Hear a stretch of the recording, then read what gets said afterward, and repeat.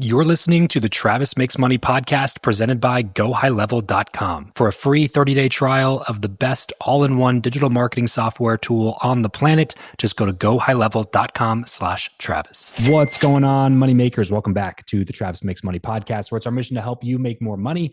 If you're new to the show, we release brand new conversations with unconventional money makers every single day of the week. So if you haven't yet, please be sure to go hit that subscribe button so you never miss an opportunity to learn how you can make more money. Today on the show, we're going to be talking about book sales with my new friend, Alex Strathdee. At age 22, Alex founded Shelf Life to fix the scam-filled book marketing world. And now at 28, that company does over $1 million a year and works with some of the top authors in the world like Dan Heath, Nir Eyal, Lewis Howes, Reid Hoffman, and Carrie Bentley. His 17 employees, lives on the beach in San Diego, and all this is possible because he took the plunge and quit his six-figure job at the time. So, Alex, what's up, dude? Welcome to the show. Hey, thanks for having me, Travis, and thanks for the service you provide doing this show. Yeah, of course, man. Thanks for the service you provide, helping people get their work out into the world. I kind of mentioned before we hit that record button, there's no shortage of publishing companies, of hybrid companies, of self-publishing companies. But it seems like this is the problem that most authors experience, which is how do I actually get people to buy my book after I've written it? So let's go back in time, man. How'd you get started with Shelf Life at age 22? Yeah, so I graduated from Virginia Tech, go Hokies, and then went into what everyone does at that age, going out of a university like that. You go work for either the big four accounting firms, or you go work back home. And I just decided, I did the golden handcuffs for about a year working for a software company, and it was just would have been way too easy to stay there, and I probably would have killed myself at the age of 30, just because of the lack of passion I had for what I was doing every day. And so I was lucky to have a family member that worked for American Airlines. And so I got free flights around the world. So I quit my job to go take advantage of those free flights, racked up 35,000 in free flights, flying first class to Brazil, Greece, all these different places. And then Wow. I needed a way to make some money on the side. So I started working for this little indie publisher, and she'd publish people's books, and then what, right? And so I realized it was just a need for marketing. No one was doing it well, and so I jumped into it. But I was an author before that, and that's how I realized that the industry really is ridden with things that don't actually accomplish authors' goals. Yeah, no kidding. What were some of the first things that you decided to do to help people start pushing their book better? Yeah, so Amazon ads is one of the few ways to get books in the hands of real people while authors are sleeping and they don't have to do work, right? Now, Amazon ads of 2016 are very different than Amazon ads of 2025. That's the year we're in now. Whatever year this And is. Yeah. Yeah, so people for example, Nir Eyal threw his book up. I know he's a previous guest of yours. He threw up his book back in whenever Hooked and originally came out as a self-published book, and people flocked to it in droves on Amazon. And back then there was way more demand for books than there was supply. And today there's millions of books get published every year, so there's way more supply than demand. And so Amazon ads continues to be one of those things in the back ends. But I mean, I love book marketing. I love the creativity of it. I love the authors that it breeds. It's a really great industry to be in. Tell me what you were doing at that software company. What skill set were you actively working on that enabled you to make the switch and jump into starting your own brand? I think one of the best things today, in my story, obviously, as a young entrepreneur, I'm 28 years old. The best things that helped me in college was learning just how to not be afraid of technology. So my degree was in IT, and then networking. Those were the two things I got out of my degree. And so I graduated as a sales engineer for Appian. So I was configuring software for to sell it to the end user. I don't know if Appian's a small company based out of Northern Virginia. It does low code type platform. Okay. And so I was coding all day long to some degree, and it's just that, especially now as we head into AI agents, and our whole team's doing a make.com, which is kind of an AI agent platform over Yo Monday. Being a tech forward company is just so important in whatever you're doing. So you were an actual software engineer. I was a fake software engineer. That's what I'd call it. Kind of like how I'm a fake Australian. I was a fake software engineer. Fake software engineer, meaning that you would not have boasted about your ability to code, but you completely understand the architecture. Exactly. Yeah. And I wasn't full stack, asked me to build out a database. I know a little bit of SQL, but by no means could I be hired by Apple to code iOS or whatever have you. I just understand the frameworks of Java and Python and stuff. Gotcha. Okay. So that was obviously super helpful coming into your business. Yeah, most entrepreneurs, like they're not going to be coders, but just not being afraid of technology, it's allowing us to leverage, like, when someone asks, or like when we have a new website up, it's just like instead of me needing to totally rely on someone else and charge and get charged, an arm and a leg to do it, it's like I can kind of plug the holes and understand like reasonably what we should be charged in certain things. So, it's just like we live in a technologically enabled world, having just some background, going to school with some sort of, even if it's not coding, but like IT just really helps you get a leg up in competition. Like all of our competitors, like as a digital marketer, like a lot of our competitors aren't able to move as fast as we are simply because we are tech forward. So like, we understand how different marketing platforms work. We understand like the architecture on the back end. We can think things through more algorithmically as opposed to, just like going in blind. So it's really helped a lot. Yeah, I'm sure. And then now with AI and things like that, I mean, I'm sure your confidence in your ability to code has probably gone through the roof because I feel like some of these platforms can do a lot of the heavy lifting for you. Yeah, well, the great thing is I have people on my team now that are way smarter than I am. And so, like I'll go and be like, yeah, I'm gonna like take the lead and like get into this tech project and like do the make.com agents. Then I'm like, that's just not a good use of my time. Like, Yeah, in sure, terms of like sure. strategy and growing the company, it's, like Richard Branson's my idol in life. And he has a great quote that's the second you learn how to do something, you need to learn how not to do it. It's like how you grow and scale. And so, just being surrounded by really intelligent, tech savvy people now. I mean, like we have, like the second I identify someone who's not even like tech savvy, but just really smart, I love just throwing more and more at them. If they are that type of person, they're hungry to learn more. And I find that that keeps them around too, because like they're being challenged. So surrounding yourself with smarter people than you has been a big part of the ability to get here at the age of 28.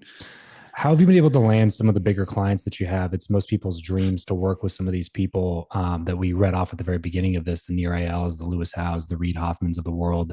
And you're able to do this as a young entrepreneur with a pretty young company. Seems like you're solving a real problem, but there's a lot of companies out there that promise that they can sell books. What made it to where you were actually able to secure some of these client relationships? Travis, you're not going to be surprised by this answer because I mean, and for those of you that are about to listen to this, like reach out to Travis if you don't have one, a podcast. So it's way easier to get someone to come on and talk to you for 30, 60 minutes during an interview than it is to be like, hey, can I talk to you about marketing my books? Like, I think the first big client we got was Alan Dibb of the One Page Marketing Plan. And it was from reaching out and inviting him on the podcast. And, he was one of these guys that was always doing podcasts and whatever. And we were a small podcast. I think at the time we had like 10 or 20 listeners, right? So it wasn't even big. But he came on and, I just gave him a really professional interview. At the end, I really did a lot of research on him. So like blew him away in the interview. And at the end of our conversation, he's like, wait, what do you do? And I'm like, oh, we run Amazon ads for authors. Like that back then, that's all we did. And he was like, oh, like I kind of need someone for that. Can we talk about that? And then from there, it was just like I didn't even have to sell. It was so the podcast and like our first 10 big clients came from the podcast. So I mean, I just the podcast is what did it. And not from them listening to the podcast. Not from them listening, just from Yeah. interviewing them. Yeah, we didn't. I mean, now we've actually built like a bit of a following with the podcast, which is cool. But I mean, it is still just. I mean, and now it's more so like we get our clients other ways, and we just have enough of a brand where that's not like the main strategy now. But getting started, it was the podcast. Like we would not be here if we hadn't started our podcast, 4 5 years ago. You're preaching to the choir right now, bro. That's I know. I figured I would be. one of the big things that we've tried to convince people about for years, because I saw it happen in my life where Yeah. when I started my podcast, I didn't even have a business, Yep. but people were actively trying to do stuff with me. I didn't have Mhm. anything to do with them. And I was like, but this is obviously working to some degree. And you hit the nail on the head by saying that, like, how many times authors get hit up by people that want to help sell their books? You know how many cold LinkedIn DMs they get, how many Instagram DMs they get, how many cold emails they get. They're on every single list. They pay attention to none of it. It all gets archived or deleted immediately, or their team gatekeeps it before it ever even gets to their eyes. However, if you can get that's why I call podcasting the Trojan horse. That's a great term All you for got to it. do is get past the gate. Yeah. And sometimes the podcast is the thing that enables you to just slide past those gatekeepers and put your foot in the door and be like, hey, I'm a person that's worth connecting with. And to your point earlier, you didn't fumble the bag on the interview. You did a Right. good job preparing. You did a good job having a professional conversation. And that person was interested in what you did to the degree where they're like, what exactly is it that you do? How do you help people? I have that need. Can you solve that problem for me? Yeah, that's exactly the formula. And I'll tell a funny story here because, a lot of people are listening and they're like, oh, right. But how do I like get, Alan Dibb or Daniel Pink on my podcast? Like I have no connection to them and if their contact information isn't available online, make it up. So like I was back in college dating this girl, that was like so head over heels into her. And her dad was like a big real estate developer in Virginia Beach, which is where like, I grew up in Virginia. And we went on to we were going to like this local fair and there was a huge yacht. I'm talking like 5, 6 story yacht parked next to the park next to the festival. And she's like, oh, we're going on the yacht. And I'm like, what? Like I'm from like a small farming town of like 500 people in Australia where like sugarcane is like the most luxury I'm aware of. Right. And so she's like, we're going on the boat. I'm like, oh, whatever. Okay. And so we get on the boat. I'm like a hyper, I've always like you, I just love, meeting people and learning about like their story. And so I get on the boat and I'm like, because her dad's real estate developer, friends with the guy who owns the boat, Bruce Thompson, and I was like, wait, I want to meet the owner of this yacht. Like, I want to go like learn from this guy and like talk to him. And she's like, sit down, shut up. And I was like, all right. Well, that relationship clearly didn't work out afterwards. And so like part of me getting back at her, I was like, wait, like I want to go back and like get in touch with this guy. And so I looked him up and I found the company he was working for and just like made up email addresses until one of them hit and was his. And so it was like, his company was like Key Partners or something. So like Bruce at keypartners.com, Yeah. Bruce.Thompson at keypartners.com, right? Like Right. just Right. coming up with email addresses that could have been his. And his secretary hit me back and was like, and so we had a little bit of a podcast back then, and I was like, hey, like I'd love to interview you on the podcast. And his secretary was like, yeah, Bruce would love to be a guest. And so I like I don't even know till today if she knows that I ever actually connected with the owner of this like couple $1 million yacht, but it was just like my little entrepreneurial way of getting back. It was just like Yeah. interviewing the guy who actually owned this yacht, Bruce Thompson. He's a bit of a mentor of mine till today, and it's been awesome learning from him. So Yeah. Well, you are speaking to a really important point, which is that if the front door is closed, you got to figure out a different way into the house. right, You know what I mean? And yeah, so go try the back door, put a ladder up to the second story window. Is the you know what I mean? Like, can you cut a hole in the side of the building? Like how else, there's other ways to get inside of the house. You just got to sometimes be creative and try to find what that other way is going to be. Sometimes it's cold email. You can use a tool like hunter.io to scrape email domains from a website if you want to go that path. Sometimes it's you would be surprised, bro, like the number of people who have just replied to a cold DM and been like, yeah, sure, yeah, sounds fun. yeah, Sounds interesting. Like sounds like you're doing something cool. Like the key yeah. metric is this. And the biggest hack, the thing that I figured out early on was that people didn't necessarily care how big my audience was. They just wanted to know that they weren't going to waste their time. Yeah. So Hey, man. obviously having a big audience ensures that they're not going to waste their time, which is why the best people go on the biggest shows, because it's obvious that they're not wasting their time by going on these shows. But if you have a smaller audience, that metric is not actually the most important metric to some of these people. Their important metric is like, I want to spend time with quality people who ask good quality questions and have good quality conversations.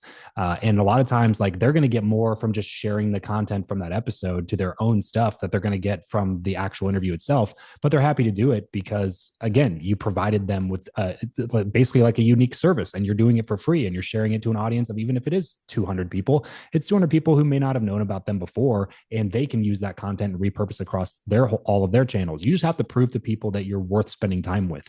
You don't have to prove that you have an audience that is massive when you don't have an audience that's massive, because then you start getting into the lying, and you start getting into the bot buying and the fake social accounts and the fake views and the fake likes and the fake engagement. You start faking everything, and then the people who are at the top of their game recognize that anyway. So they're still not going to say yes to you because of that. In fact, they're probably going to stay away from you because they recognize how much of your stuff is fake. You know what I mean? Like, just be real about where you are, but be really good at what you do. And people, like, you'll be surprised the quality and volume of people that will say yes, especially when it's a podcast interview.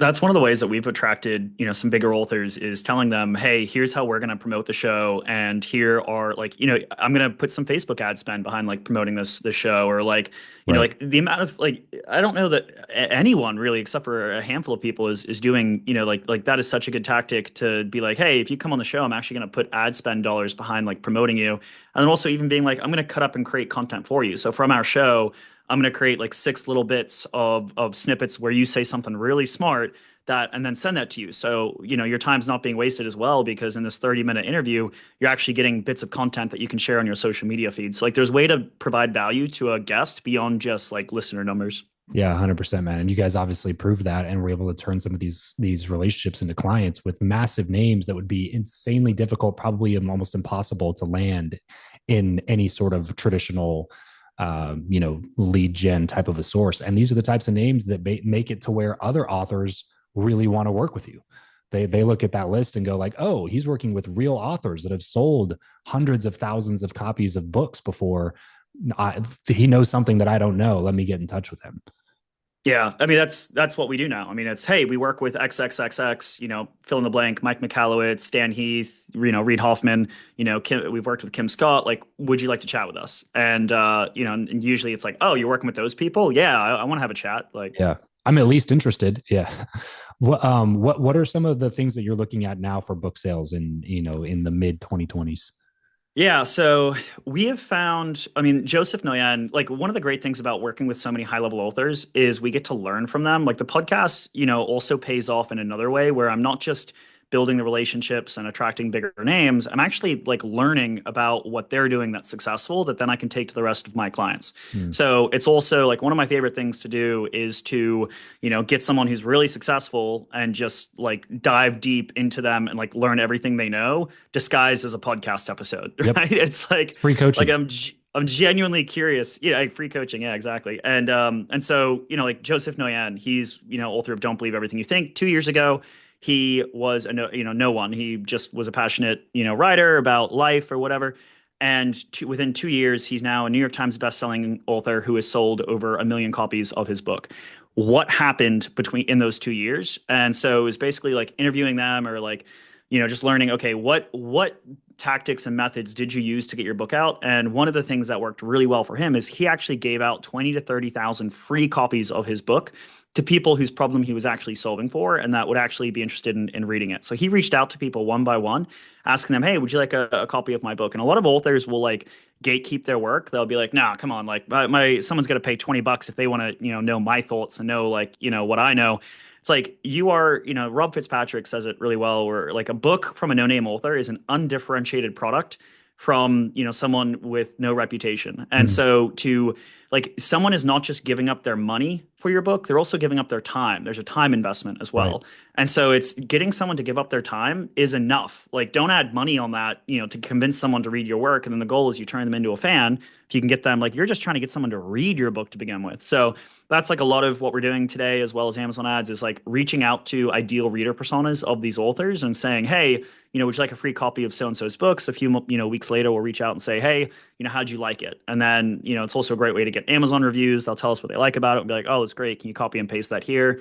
Obviously, Amazon reviews is like pulling teeth. Every author knows it's like one of the hardest things. And these are legitimate reviews as well. Cause like, as you said, if you are paying for fake reviews or, using like a platform like Pubby or something, like it's just going to confuse the Amazon algorithms because those aren't your ideal readers. So we're really, really focused on just what are the most effective ways today to get books in the hands of real people. And we have some other ideas, but I can talk about those another time or Yeah. yeah, whatever. Do you focus on podcasts at all? Yeah, I mean, podcasts are a big part of it. I use a platform called Raphonic.com. We don't help authors get on podcasts. I found that the best way to do a pitch, if you're an author who's trying to get on a big show, like it's kind of like Matthew McConaughey, right? If you're Matthew McConaughey's PR agent, you have a pretty easy job, right? Like you just mention his name and people are like, yeah, whatever. So, if that's the case and you got a big name, then, you're playing a different game. But if you're someone who's like got a little brand or, a medium brand and you're pitching people who haven't heard of you, if you pitch that you really know who the host is, like, and you really, and like, this, Travis, like in my pitch to you, like, I like went back and listened to a few episodes. I like researched who you are, like what you do, made a personal connection between like a recent episode. I just find that like getting someone to do that for you, it's just not going to be genuine enough or show that you care enough about the host that like they're going to actually take a chance on you. So Mm. I think like when it comes to podcast booking, I think you can use tools to make it easier, like Raphonic or Listen Notes. But I think when it comes to actually pitching the host, I think that's work you got to do yourself. Yeah, I mean, it's a lot of heavy lifting, man. It is. I mean, like I'm trying to pitch like 3 to 10 shows. I mean, there are shows like I was on duct tape marketing last week. And I mean, like, when that episode comes out, like it's going to move copies, right? Like to get on the shows that are actually going to move books. I mean, it does. It takes work. And I mean, like, to pitch, for example, like for me to pitch 3 podcasts, I mean, it legitimately takes me like 5 hours because the amount of research, that I'm listening that I put into to those pitches. So, for those who are like, oh, I've just hired someone to do podcast pitching for me, like, I'm sorry, but it's probably not going to get you on more shows than just like two dudes in their garage, like, sharing a beer, right? Like if you Yeah, want to get on a unless you show, have, like you said, unless you have existing brand. yeah, exactly. So if you want to get on a show like Travis's or, if like, duct tape marketing, like you really got to put work and effort into that pitch. Yeah, yeah. So you mentioned that you're trying to move copies. Is this for your book? Yeah, so everything we've learned for the past 6 years, teaching authors and learning from authors on the show, has kind of just reached a point where we wanted to be able to send all of our clients who signed on like everything we know about book marketing, because the more they do, the more our work succeeds, right? Like Yeah, if yeah. Amazon sees your book is selling, Amazon ads work way better. Or like, if you've already got a brand building, we can mention, oh, like so and so is on so's podcast. Would you like a free copy of their new book, right? And so that is and so it's in our best interest to compile that into this book. So that's where it first came from, was just like we have a 321 email list, which I stole from James Clear. It's a great way to keep people engaged. We have Mhm. 50% plus constant, engagement rate or open rate, sorry. And, so it's just like teaching little things like that for our authors that are going to help them in their marketing. So we compiled that into this book called Before the Bestseller. Went out like a month ago, and been really, really, we've got some awesome quotes by like Mike Michalowicz, Dan Heath. And again, all these relationships came from podcasting. Yeah. Yeah, I love it, man. Full circle moment. For people that are listening who've been thinking about writing a book, as it relates to making money, what have you seen for the financial impact that it can have on authors? One of the highest. So first of all, how to write a useful book. I'd recommend a book called Write Useful Books by Rob Fitzpatrick. We're marketers. We're not like, editors or people who actually focus on the publishing. Like there's plenty of people who do that, but Rob's book is my favorite on doing that. The impact that it has, I mean, like there's a lot of people who, I mean, it's a relationship solidifier. On the other hand, like how else can you get someone to spend 7 hours of their time with you without you needing to lift a finger? Right? Like they finish your book and they're like invested, right? Like I Yeah. know who this person is. I like this person. There's just no other medium that like commits that much of a person's time. The one thing I will say, we're seeing that audiobooks is so out of any of the formats that's growing right now, like people are consuming less and less ebooks, less and less, print over time, like year over year, on average. Audiobooks is the only format that's increasing and increasing, right? So, I'd say like if you don't have an audiobook, that's something you want to focus on if you want to get the most ROI from your book. But the other thing is don't sell from your book. Like a lot of authors will be like, oh, buy my course in the book, or like, oh my goodness, no, that's just the start of a relationship that you got to build for 2, 3 years before they buy anything from you. So like, once they got your book, the best thing is to have like, a bonus page that leads to like a free content website or additional tools that make sense from the book. Like, Podcast. yeah, yeah, yeah. Like Alan Dibb, he's got the one-page marketing plan. Like, what do you think a good, free tool would be for the one-page marketing plan? Yeah. Yeah. A free template, a free Mhm. one-page marketing plan template, right? Right. So that's like, think about something that goes hand in hand, and then, get the reader to take that next step with you and start building that relationship, through some free thing in the book. Yeah, yeah. You're seeing this with the best authors that are out there. Like Donald Miller, just had him on the show to do a promo for his building a story brand 2.0. Yeah. And basically, they updated a bunch of stories and put some more case studies and social proof in there. But then the big thing is to grow their AI tool, the StoryBrand.ai tool, to help people do what? Build a framework using the StoryBrand method that he teaches inside of the book. And you can do that Yeah. for free at StoryBrand.ai. And it's like, well, that's just, Yeah. it's a natural, if you buy into the thoughts in the book, well, I can do this thing for free and it does a lot of heavy lifting for me. Sure, let's go use it, you know. It also gives you a marketing event, right? And there's a lot of people like Michael Drew of motorbook.com. He does like, he helps people get on like the New York Times list and whatever, like, more legitimately, or it used to be like the Wall Street Journal, but now that that's, dead, obviously. And so it's not like becoming a bestseller. It's not about the title that's going to get you a place. It's all the work that you have to put in to become a bestseller that's worth it, right? Like if you launch a book and you're actively pitching podcasts, you're like reaching out to publications to get your name in them, like all of those activities are going to have a profound impact on your business. That's going to then lead to the ROI. Like you Yeah. becoming like there's a lot of people who will just pay for, like to hit a list. Like becoming an Amazon bestseller is not hard these days. Like anyone who's trying to charge you like 5, 10K to become an Amazon bestseller, I'm sorry, but it's bull crap, right? Like do not pay someone to do that. You can be in the right category on Amazon and have 10 people buy your book in the same day and you'll be an Amazon bestseller. So like that's where I mean, like if you don't focus on getting books and like marketing efforts that are actually going to get books in the hands of real people, like your book isn't going to have a chance. And it's so easy to like focus on like, oh, I paid 20K for a new author website. Oh, I paid 20K for this bestseller campaign. But like it's kind of like putting the cart before the horse. If you don't have real people getting your book is never going to do what you want it to do. Yeah.